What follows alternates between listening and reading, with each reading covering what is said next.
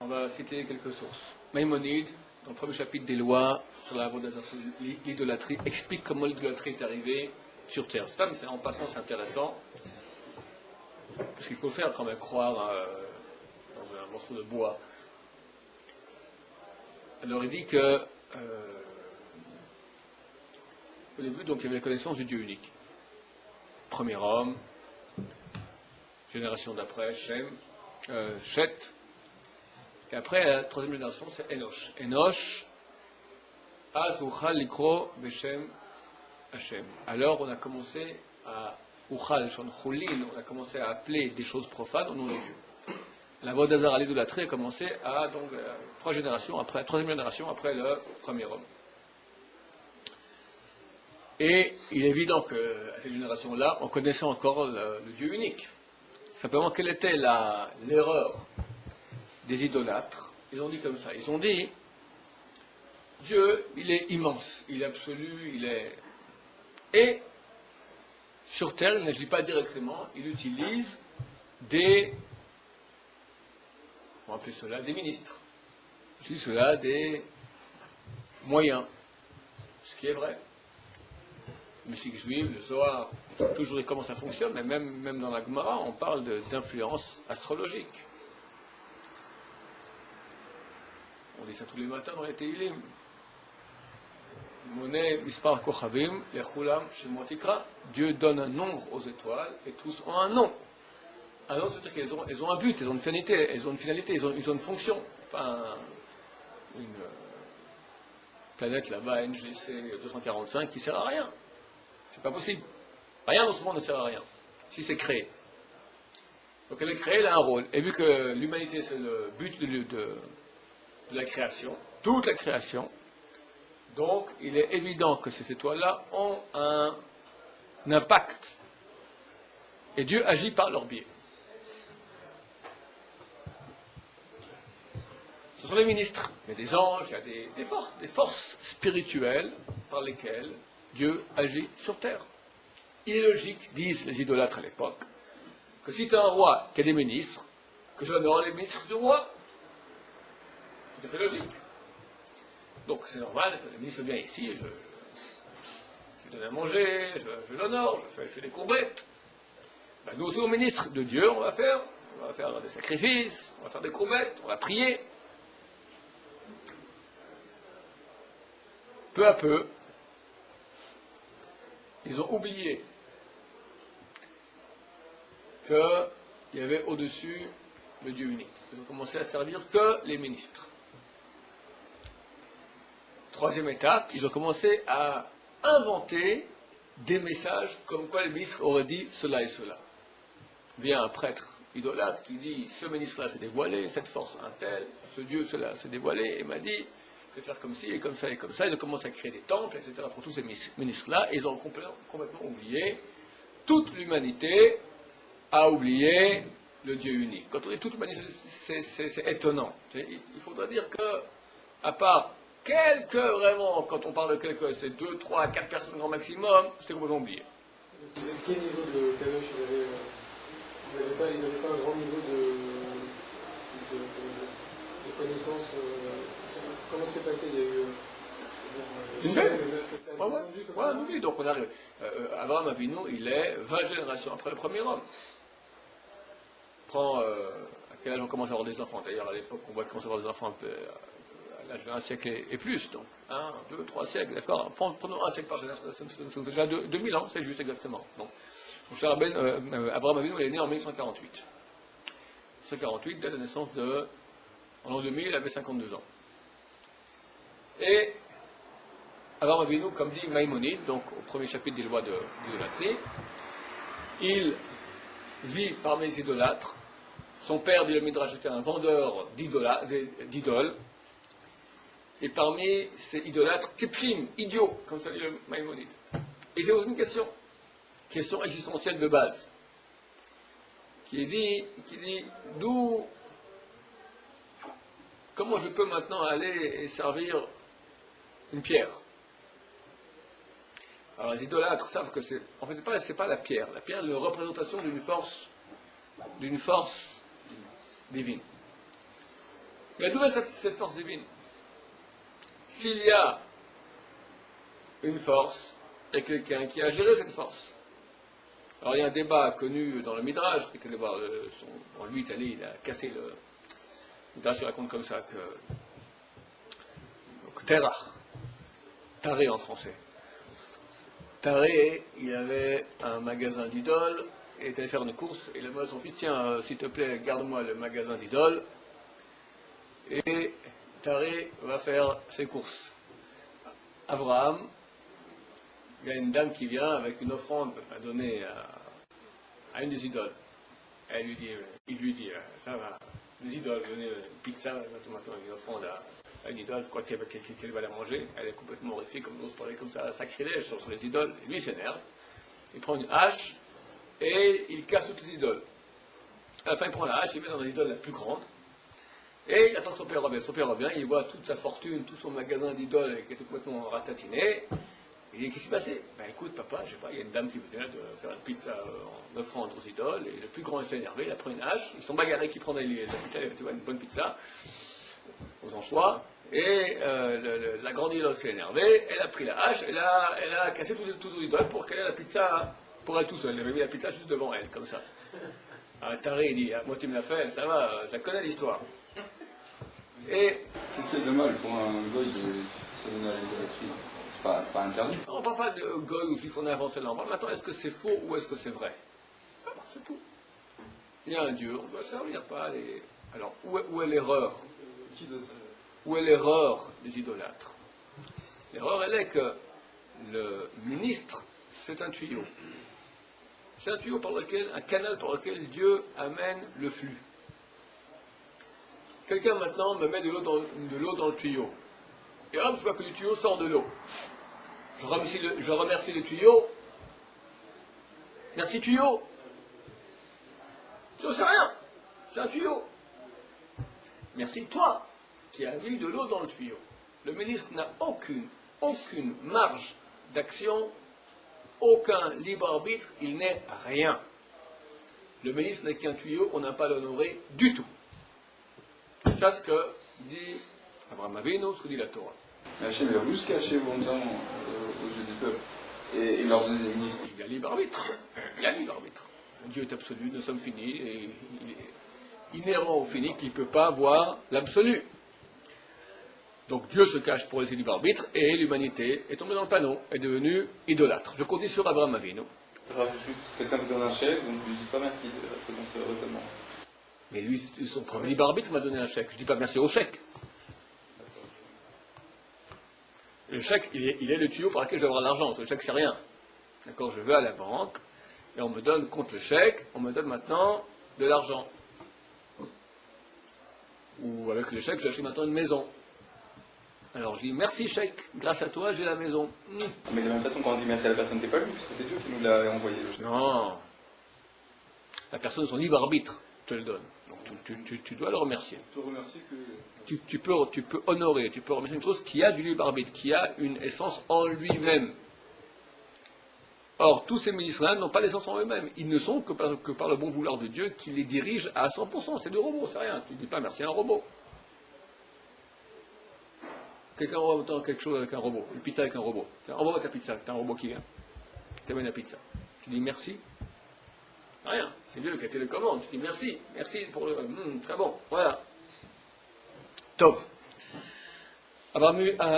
Taré, Terach, donc. Alors, dans ce cas, quand on va à la préfecture ou faire du papier, on va dire merci, alors c'est leur boulot. Il peut le faire gentiment ou pas gentiment. Il te le fait, il peut te dire revenez demain. Il peut te dire revenez demain, j'ai pas le temps. On rentre dans un magasin, voilà, c'est un mauvais exemple.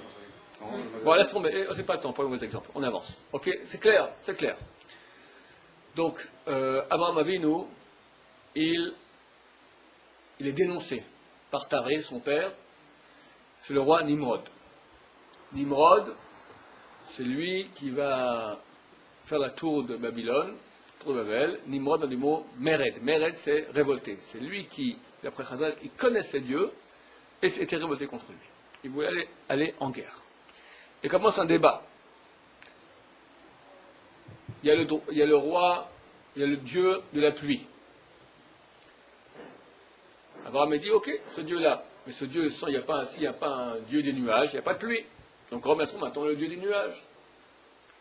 Ok, on l'accepte, on va recevoir le Dieu des nuages. Ok, mais les nuages, s'il n'y a pas maintenant le vent qui les pousse, alors, il n'y a rien du tout. Donc remercions le Dieu du vent. Le Dieu du vent, alors ok, le vent maintenant, qui a provoqué le Dieu du vent? Qui a provoqué le Dieu du vent? D'où il fait le vent? Il faut qu'il y ait une différence de pression atmosphérique. D'accord? Qui l'a créé? Ça veut dire, de façon plus philosophique moderne, on dirait, dis n'importe quel phénomène que tu vois dans la nature, comment il a lieu, alors on va t'expliquer. Ça a fait ça, qui a fait ça, qui a fait ça, qui a fait ça. Mais à la fin, il te faut toujours l'impulsion première. D'où vient l'impulsion première? Ce que Maïmonide dit dans le premier chapitre sur la Torah, des bases de la Torah, si on voit que le Galgal, c'est donc le système cosmique, il tourne, il faut bien qu'il y ait une force qui le fasse tourner. Tout bête.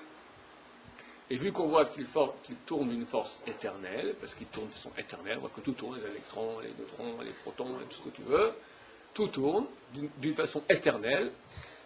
Nous, on sait qu'à l'an 6000, tout s'arrête. Et ça, on a reçu en Kabbalah, en tradition de Chazal. Mais si ce n'était cela, d'après ce que nos yeux voient, c'est un mouvement qui est éternel. Rien ne se perd. L'énergie, elle se transforme, etc. Mais rien ne se perd.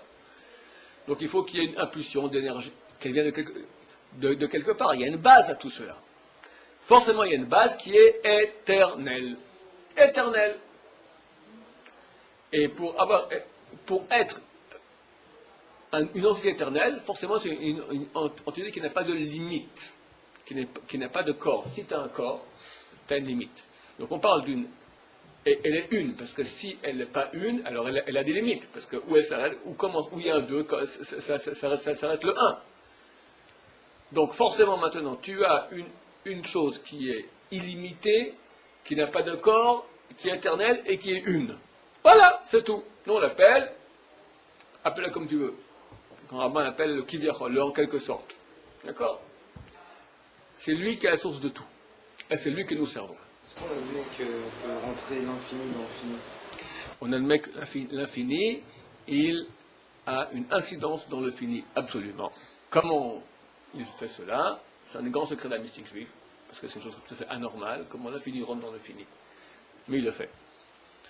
Là, le raisonnement que vous avez dit, c'est très logique. Comment est-ce que tout le monde a pu tomber dans le panneau sauf Abraham Avinu? Alors, Maïmonide dit que Abraham Avinu, il a cherché, il a trouvé. De là, nous disons que n'importe quel être humain, s'il cherche, il trouve. Maintenant, nous devons dire que c'était une neshama spéciale. C'est vrai que c'est une neshama spéciale. Mais, c'est quoi une neshama? Une neshama, c'est-à-dire c'est un potentiel. Il y a un potentiel. Quelqu'un peut railler son potentiel. Peut-être beaucoup d'autres neshamas spéciales. Là, j'ai ce que dit le Ramchal, Rabbi Moshe Chaim Luzzatto. Il dit que Dieu a mis dans la création, il a laissé une période qui s'appelle la période des racines. Et après la période des racines, la période des fruits sortant des racines.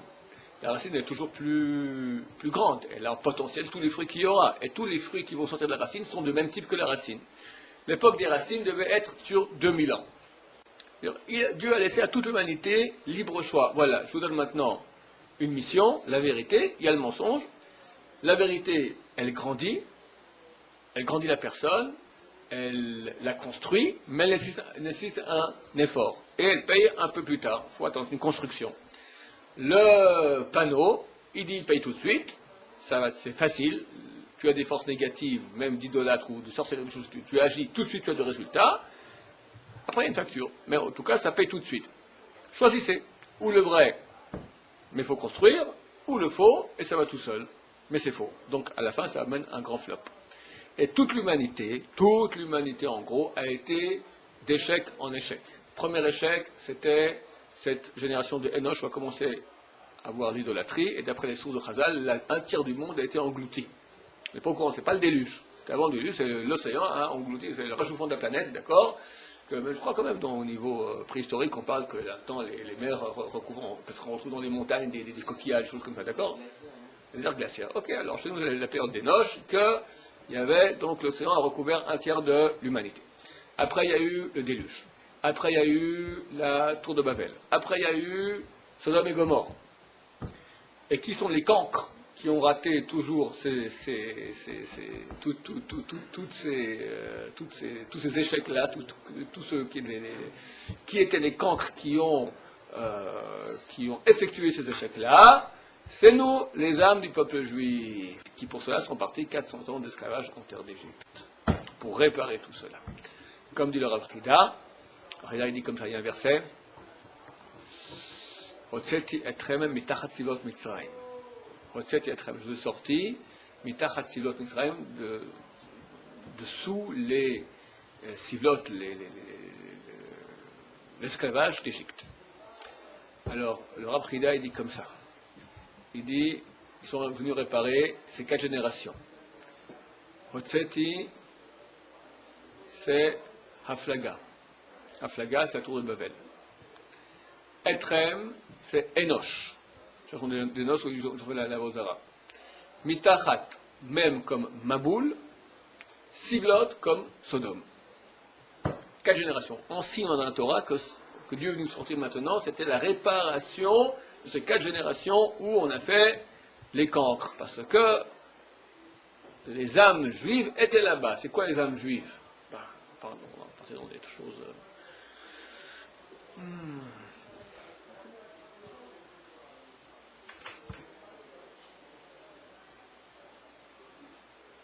Bon, à l'origine avec le premier homme et sa femme. Le premier homme aurait dû tenir le coup jusqu'à Shabbat sans faire de bêtises. Et là, l'humanité arrivait à son achèvement, à sa réalisation. On rentrait dans l'union avec Dieu, le paradis, plus que le paradis, on rentrait dans la divinité. Il était au paradis, on montait encore plus haut. Le premier homme a échoué. Dès lors, qu'est-ce qui se passe? Toutes les étincelles de sainteté, toutes les parties d'âme. L'homme, c'est un homme de lumière. Au paradis, l'homme était en lumière. Il avait était recouvert d'une peau de lumière, pas de peau, or.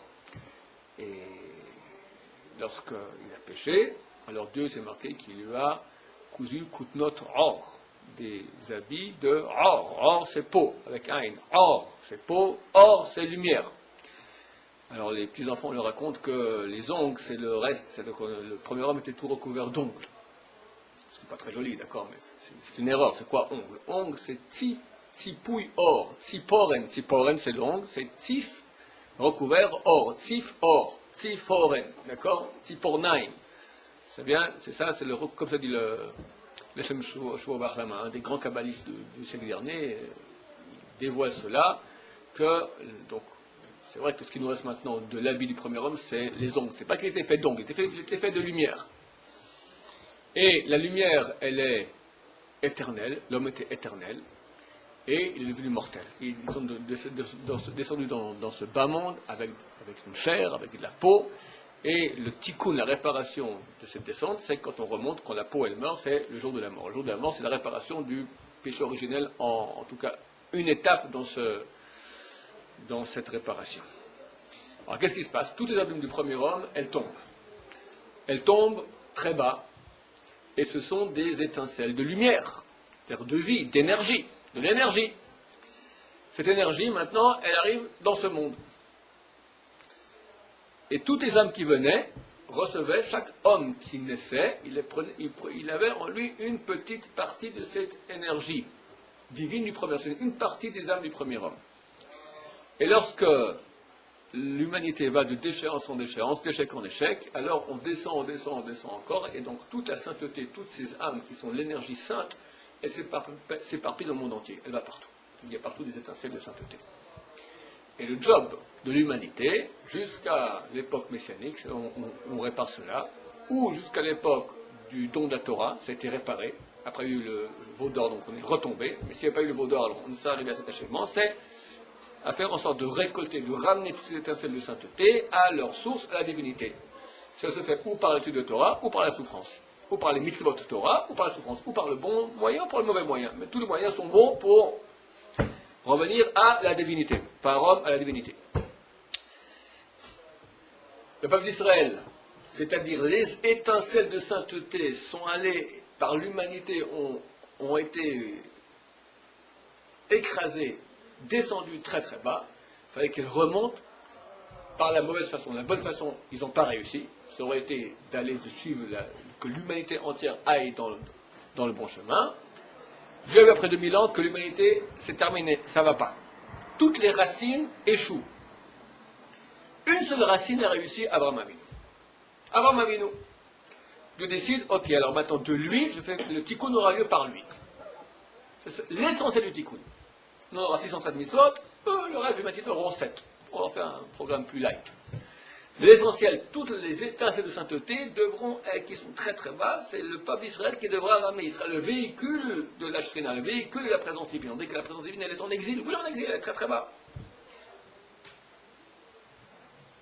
Et nous sommes le chariot, nous sommes le véhicule de cette présence divine. C'est pour ça que nous souffrons. C'est marqué, et moi, Anoché Betsara, Dieu dit, je suis avec le peuple d'Israël en Tsara, en souffrance. Agmara dit, lorsqu'un juif il souffre, alors la Shrina elle souffre. C'est parce que celui qui donne une gifle à un juif, il donne une gifle à la joue de la Shrina. Ça veut dire quoi? Ça veut dire que nous sommes les véhicules de ces étincelles de sainteté. Abraham Avinu, par sa grandeur d'âme, qu'il a réalisé par ses propres choix de son libre arbitre, est celui qui a dit, ok, je vois que l'humanité entière se trompe, moi j'annonce maintenant le monothéisme, le vrai Dieu. Alors, j'arrête. Se prendre pour la chemin, c'est quelque chose de bien, c'est pas quelque chose de mauvais. Dans le sens où... C'est pas bien du tout. Ah d'accord, mais... C'est un tikkun. Un tikkun, ça veut dire... Ok, mais pourquoi faire un tikkun de chimiothérapie? Elle sent pas la douleur... Si, bien sûr. Bien sûr. Alors, maintenant, quelle était la Torah d'Abraham Avinu? Chazal disent qu'Abraham Avinu faisait toute la Torah. Alors, qu'est-ce que ça veut dire? Ça veut dire qu'il faisait exactement comme nous, c'est pas forcé. Parce que j'ai expliqué très souvent que la Torah, on en parle, c'est la même Torah.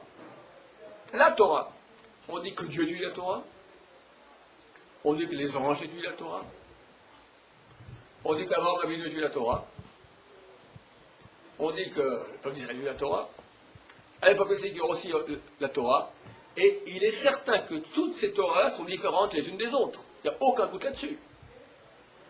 Il n'y a aucun doute là-dessus. Alors on dit simplement que c'est la même Torah dans une configuration. L'exemple que je donne très, très souvent, que tout le monde connaît là par cœur, tu prends de l'eau. Tu as de l'eau, c'est H2O, n'est-ce pas, Jonathan? 2 molécules d'hydrogène pour une d'oxygène. Mais tu peux l'avoir en configuration multiple. Solide en cristaux de glace, liquide en eau, vapeur en gaz, et qu'est-ce que je sais moi, en magma, en je sais pas, voilà, du plasma. De même, donc tu auras la Torah que Dieu étudie, et il est marqué dans la Gemara d'Abraham que Dieu met le tefillin. Mais tefillin. Alors même un enfant comprend que ça va, il n'y a pas de tefillin en peau noire, le bon Dieu. Moi, qu'est-ce qui est marqué dans le tefillin de Dieu? C'est marqué.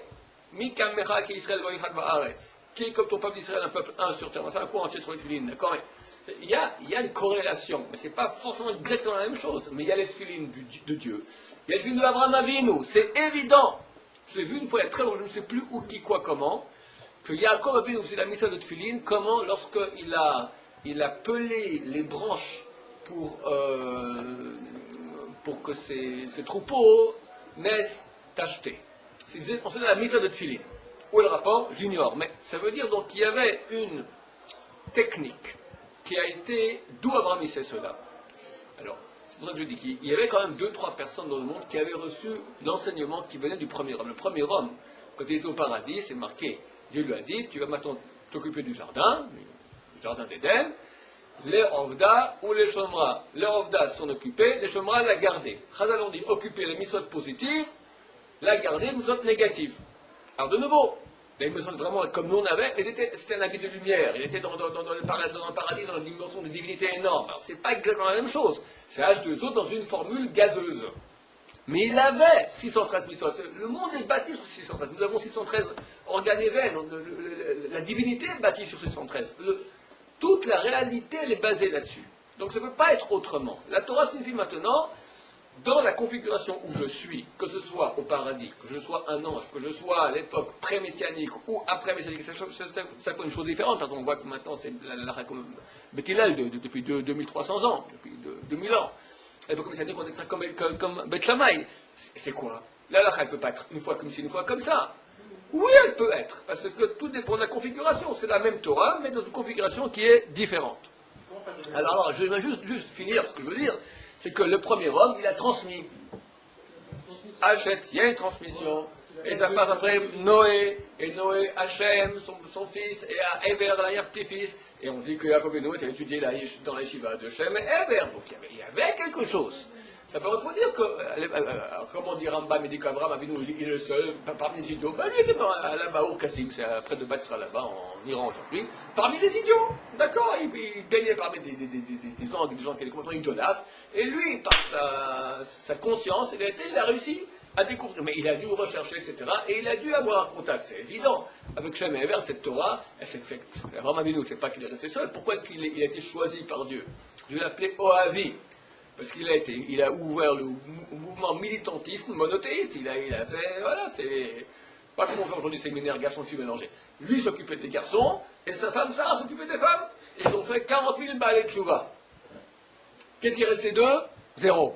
Zéro. On ne connaît pas la descendance des 40 000 balais de chouva. Mais néanmoins, ça c'est pour ceux qui sont, il y a des gens qui n'aiment pas, qui disent c'est pas bien, il faut faire ça de chouva. Pour toi c'est bien, mais ça sert à rien, vas-y.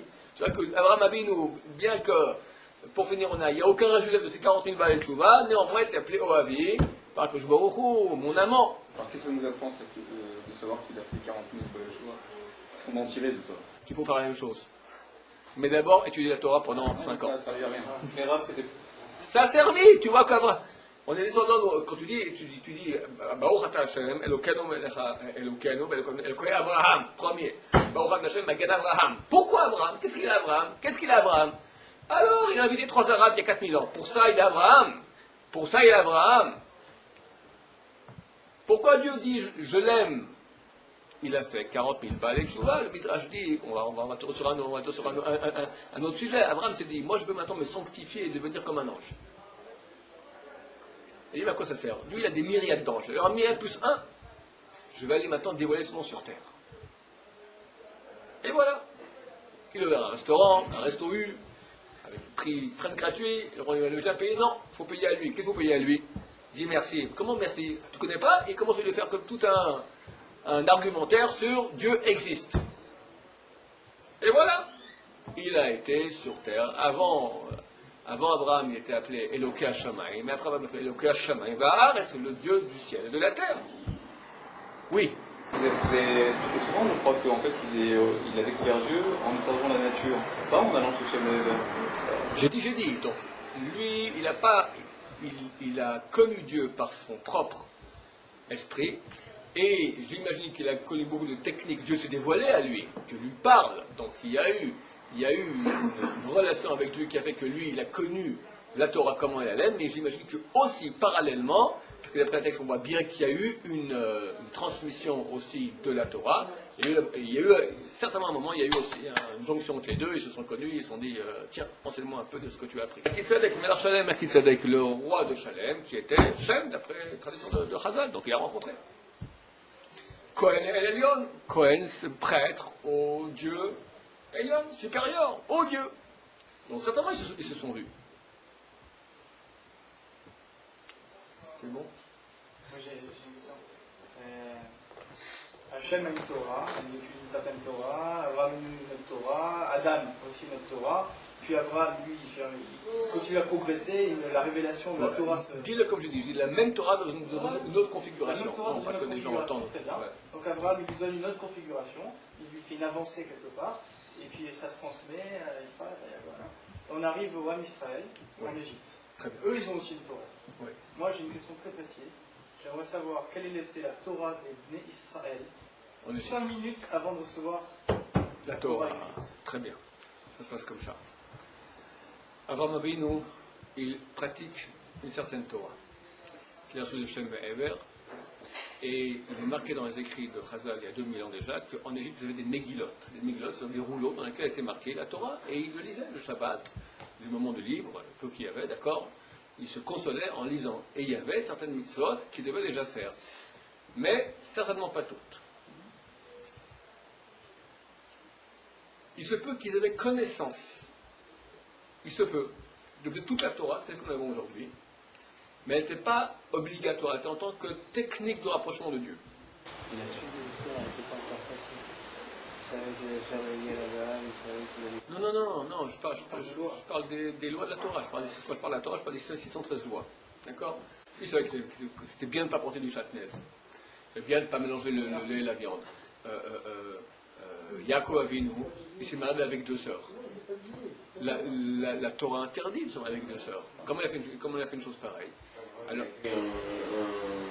Il a mélangé la viande pour les anges, ok. Même lui peut-être, ok. Donc c'était au niveau de la technique, c'est un truc qui était peut-être pas bien à faire, mais c'est permis. Yaakov Avinu, il s'est marié avec 2 sœurs. Lavan, pourquoi il a mis Léa avant Rachel? Parce qu'il savait que de Rachel devait sortir le peuple juif, et il s'est dit je mets là, il n'y aura pas le peuple juif. C'est ce que nous disons au début de la Gada, Arami, Oved Avi. Arami, c'est Lavan, Arami, Oved Avi, il a perdu mon père. Il voulait qu'il n'ait pas le peuple juif. Comment il a fait?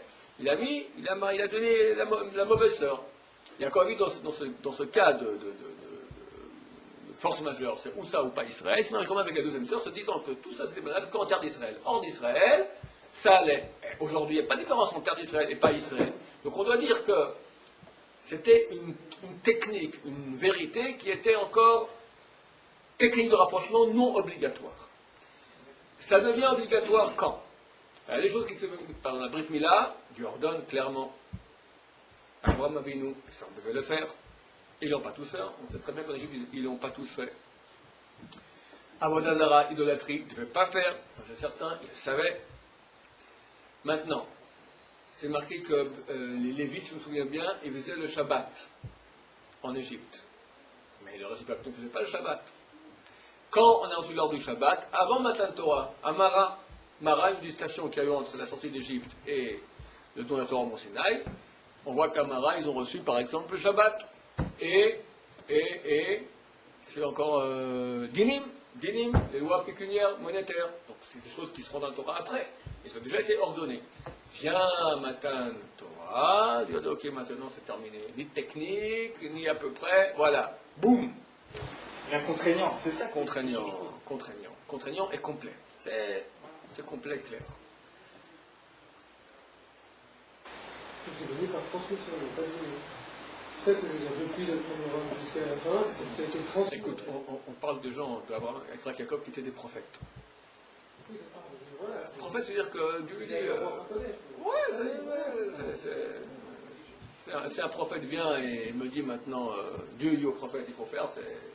Une transmission, on va dire, de génération en génération, plus une transmission directe, divine. Parce qu'il n'y a pas de jeu sinon. Si tu donnes le libre arbitre pour lui transmettre plus tard, il y a sa part. Quand Abraham il se rend compte de tout ça, qui quitte les peuples, qui quitte les pratiques, et qui seul se met à boire un Kadosh Baruch Hu, c'est de lui qui doit tirer. Il n'y a pas de jeu. Oui, mais il n'y a pas de libre arbitre, c'est rien.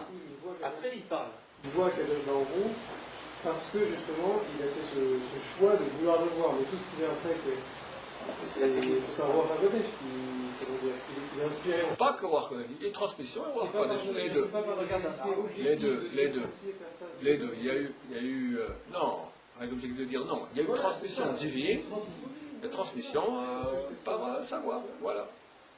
Alors, c'est pas en regardant les arbres qu'il a dit maintenant, tiens, ce serait sympa maintenant pour le bon Dieu que je fasse une méthode civile comme ça, en pelant les arbres.